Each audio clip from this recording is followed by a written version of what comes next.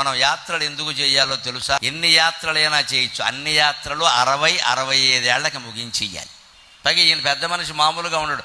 ద్వాదశ జ్యోతిర్లింగాల్లో 11 చూశాను, ఒకటి మిగిలిపోయిందండి. ఇప్పుడు 11 చూసి ఏం చేశాడు? ఇక్కడ ఈ ఒకటి చూసినా అంతే చేస్తాడు. ఈయన బుద్ధి మారలేదు, కోపం పోలేదు, అసూయ పోలేదు, ద్వేషం పోలేదు. 11 చూస్తే 131 చూస్తే మన బుద్ధి ఏమైనా మారిందా?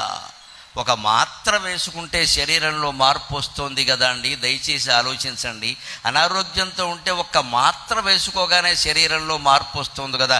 ఒక యాత్ర చేయగానే మనస్సులో మార్పు రావద్దండి? రాకపోతే యాత్ర ఎందుకండి? ఆలోచించండి.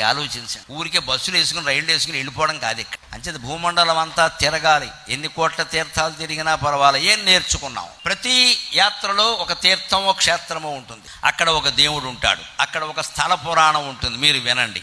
ఆ స్థల పురాణం నుంచి మనం ఏదైనా నేర్చుకోవాలి. అప్పుడే యాత్ర సాఫల్యమైనట్టు లెక్క.